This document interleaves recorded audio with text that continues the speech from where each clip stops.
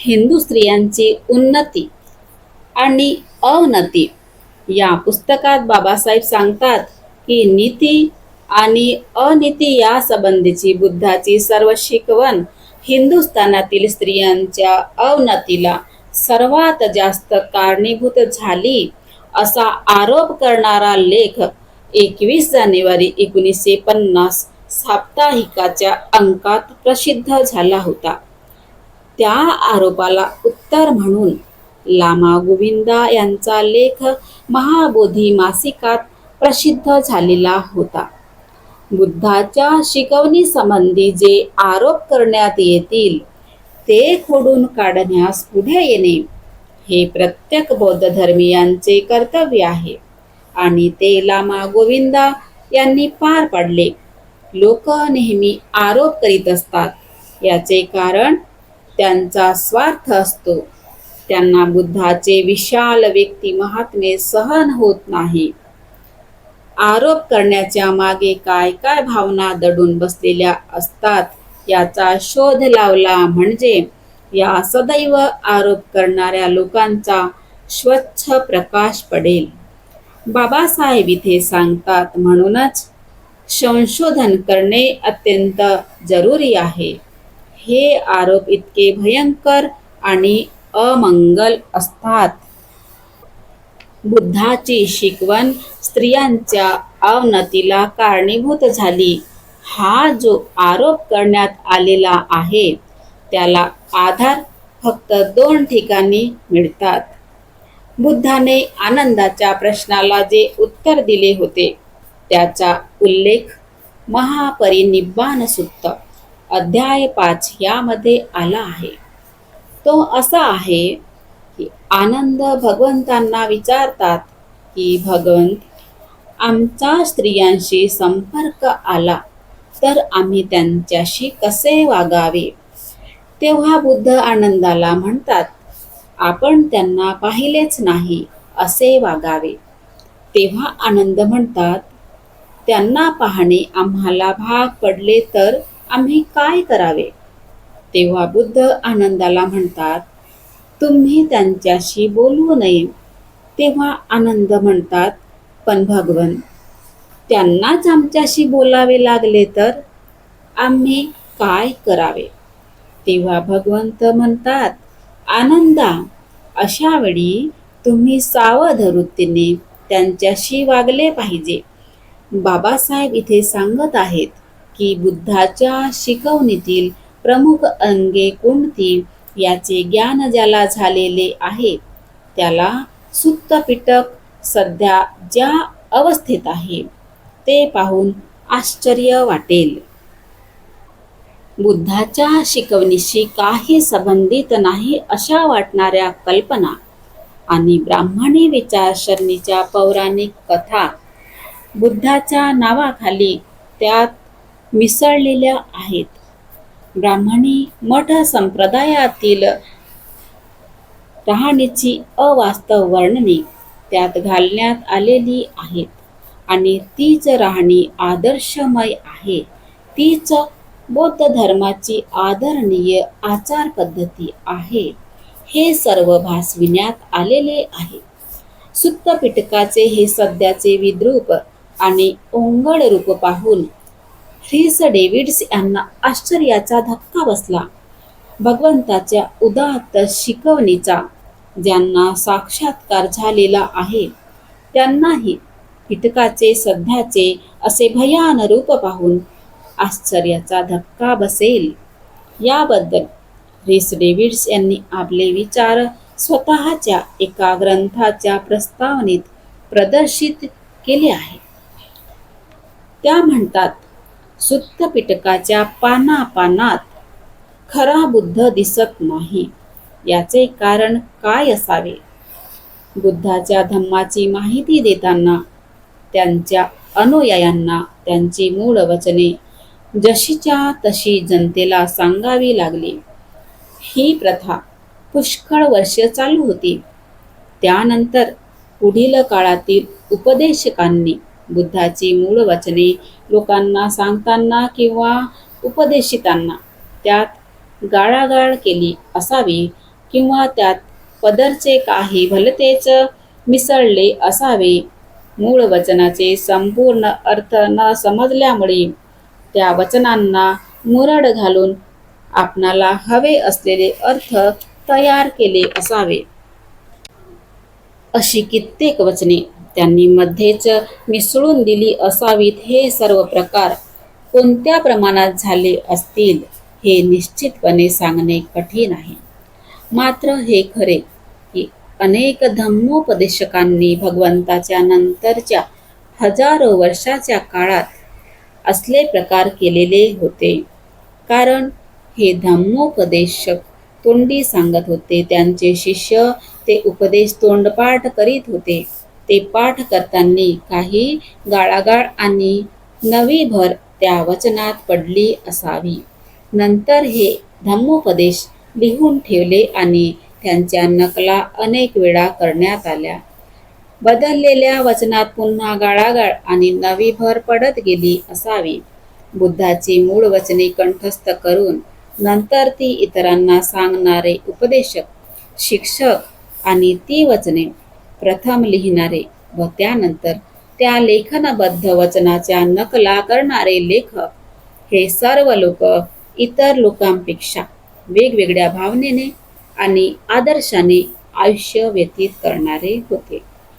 जेव्हा त्यांना बुद्धाच्या वचनाच्या अर्थाबद्दल शंका आली असेल तेव्हा तेव्हा त्यांनी ती वचने बुद्धाच्या शिष्यांच्या नंतरच्या काळातील बौद्ध उपदेशकांच्या तोंडी घातली असावीत. या वचनांचा अभ्यास करणाऱ्यांनी त्या वचनाचे सध्याचे रौद्र रूप पाहून स्वतःला विचारावे की ज्या प्रसिद्ध व्यक्तीच्या नावाखाली आतापर्यंत ही वचने कायदेशीर मानली गेली, हे किती खरे असावे. सध्याचे रौद्र रूपाचे मूळचे सुंदर रूप कोणते असावे याचाही त्यांनी शोध घ्यावा. बाबासाहेब म्हणतात की आनंद आणि भगवान बुद्ध यांचा महापरिनिब्बाण सूक्त जो स्त्रीविषयक संवाद दिलेला आहे तो नंतरच्या काळातील भिक्खूंनी मिसळलेला मजकूर होय. हे ख्रिस डेव्हिडच्या उद्गारावरून सिद्ध होते. सुत्त पिटक हे बुद्धाच्या महापरिनिर्वाणानंतर 400 वर्षानंतर लिहिले गेले. हे सर्वात प्रथम लक्षात घेतले पाहिजे. हे लिहिण्यात भिक्खू प्रमुख होते. संघातील लोकांवर सत्ता गाजवून त्यांना एकत्र ठेवणे हे भिक्खूच्या जीवनाचे मुख्य सूत्र होते. त्यांनी बुद्धाची जी वचने लिहून ठेवली ती संघातील लोकांना बंधनकारक व्हावीत अशीच होती. या लेखनाचे कार्य करताना भिक्खू लेखकांनी संघातील त्यावेळच्या परिस्थितीला धरून नवी वचने भगवान बुद्धाच्या नावावर स्वतःच्या मेंदूतून निर्माण करून ती सुत्त पिटकात मिसळली असावीत. कारण संघातील लोकांनी कडक ब्रह्मचर्य पाळले पाहिजे हे आचार तत्व भिक्खूंना संघाच्या दैनंदिन जीवनात रुजवायचे होते. तेव्हा आनंद आणि बुद्ध यांचा हा स्त्रीविषयक काल्पनिक संवाद सुत्त पिटकात भिक्खूंनी मिसळला असावा अशी शक्यता वाटते. बाबासाहेब इथे म्हणतात, आनंदाने स्त्रीविषयक प्रश्न बुद्धाला विचारले याचे कारण काय असावे? बुद्ध स्त्रियांशी वागताना जे वर्तन करीत होते त्या वर्तनाशी जुळणारे आनंदाचे प्रश्न होते काय? आनंदाने असे प्रश्न भगवंताला विचारणे शक्यच नव्हते हे ठरविण्यास भरपूर पुरावा आहे. आणि आनंदाने तशा प्रकारचे प्रश्न विचारले तरी भगवंतांनी तशा प्रकारचे उत्तर देणे हेही शक्य नाही. आनंद आणि बुद्ध यांचे स्त्रियांशी जे वर्तन होते त्याची सविस्तर माहिती पिटकात दिलेली आहे. त्या वर्तनाचे रूप उदात्त आणि निर्मळ आहे. ते पाहिल्यानंतर असे वाटते की आनंद असे प्रश्न कसे विचारू शकले आणि बुद्ध त्यांना अशी उत्तरे कसे देऊ शकतात. आनंद सुस्वभावी होता आणि सर्वांचा आवडता होता. यासंबंधी भगवंत वर्णन करतात. बाबासाहेब म्हणतात, त्या वर्णनाचा भाग मी इथे देत आहे आणि त्या वर्णनात बुद्ध भिक्खूंना आनंदाचे वर्णन सांगतात. बुद्ध सांगतात, भिक्खूंनो, संघातील भिक्खू बांधव आनंदाला जेव्हा भेटण्याला येतात तेव्हा त्यांची अंतःकरणे त्यांच्या दर्शनाने भारावून जातात आणि जेव्हा आनंद त्यांच्या पुढे सद्धम्मावर प्रवचने करू लागतो त्यांच्या प्रवचन शैलीने आनंदित होतात. आनंद काही न बोलता स्वस्थ बसतो तेव्हा बंधूंनो, त्याला भेटण्याला आलेले भिक्खू दुःखाने व्याकुळ होऊन स्वस्थ बसतात. बाबासाहेब या ठिकाणी म्हणतात की भगवंताच्या या बोलण्यावरून हे स्पष्ट होते की संघातील भिक्खूंनी आणि आसपासच्या प्रदेशातील धार्मिक प्रवृत्तीच्या घरंदाज आणि संसारी स्त्रिया आनंदाला भेटण्यासाठी नेहमीच येत होत्या. आनंद त्यांची भेट घेत होते. ते त्यांच्याशी धार्मिक प्रश्नावर चर्चा करीत होते. असे असताना आनंदाने भगवंतांना स्त्रियांविषयी अशा प्रकारचे प्रश्न कसे विचारले? स्त्रियांनी आनंदाला भेटण्यासाठी भगवंताने कधीही विरोध केला नाही. भिक्खू आणि भिक्खुनी यांचे जीवन एका पंक्तीत होत असे. आनंद आणि भगवंत यांचा महापरिनिब्बाण सूत्रातील स्त्रीविषयक संवाद हा मागाहून जोडलेला भाग होय हे स्पष्ट होते. पहिल्या संगीतीत आनंदाच्या विरुद्ध आरोप करण्यात आले होते. भगवंताची कफनी शिवत असता आनंदाने तिला पाय लावले.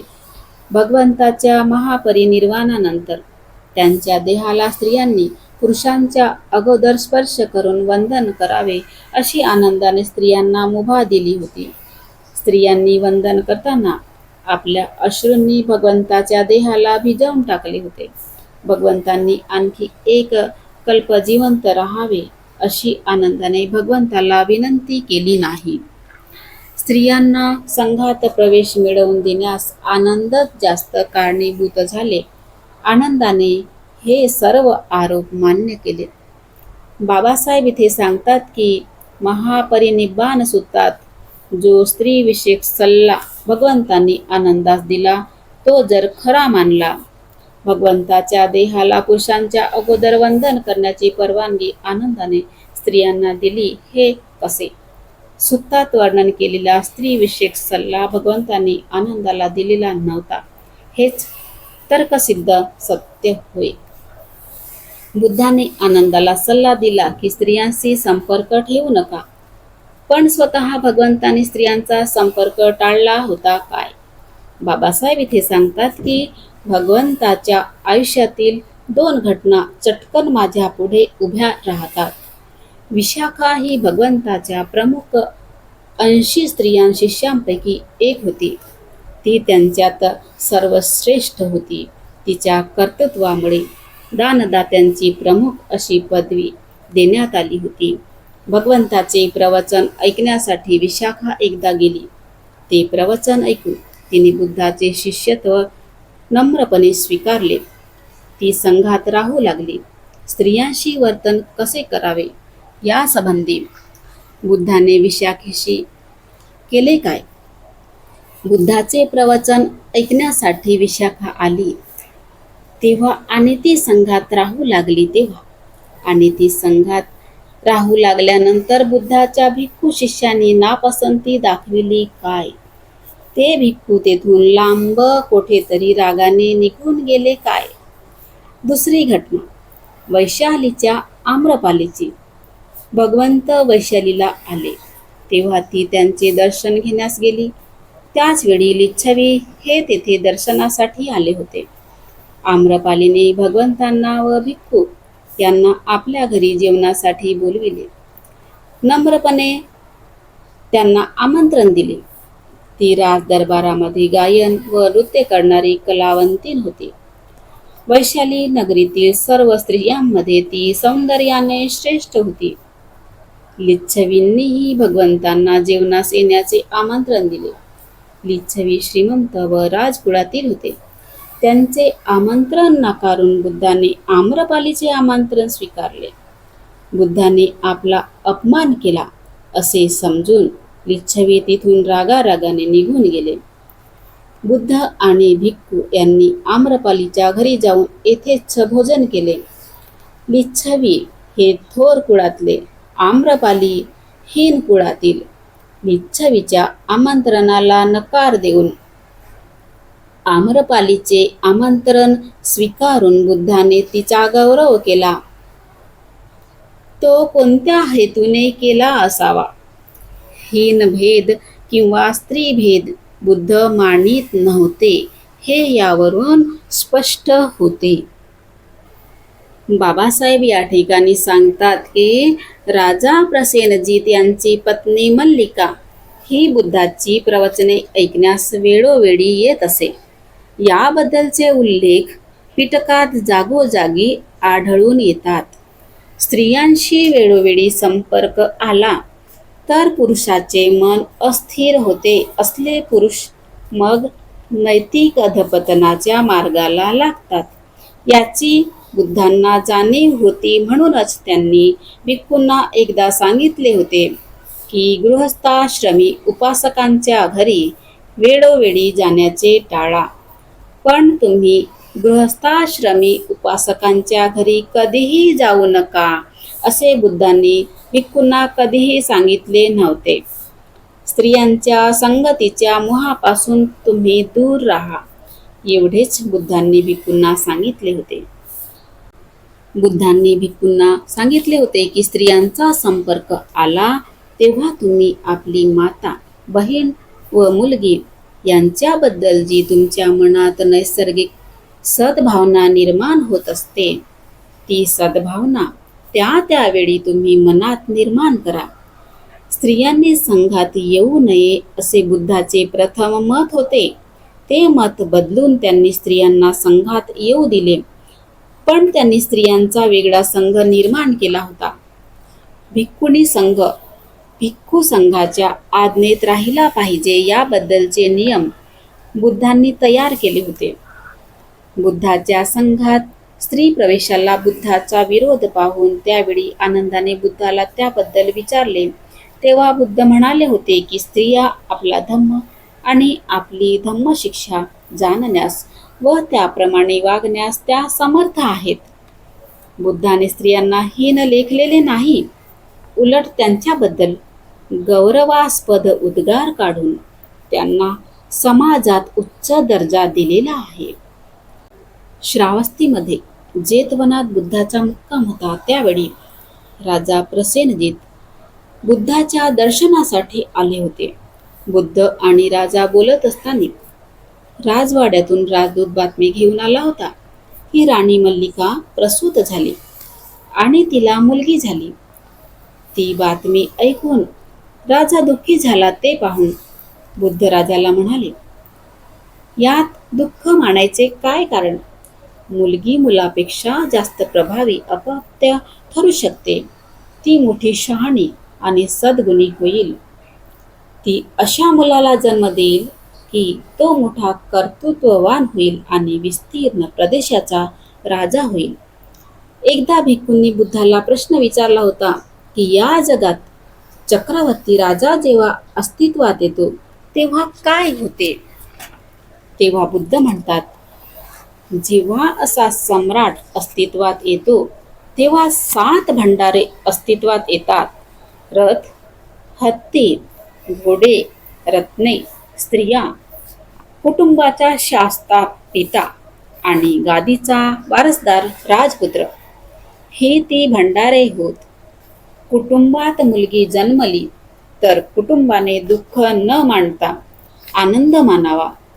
जी कुटुंबे कारभार स्त्रीच्या हाती देतात ती कुटुंबे विनाशापासून मुक्त होतात.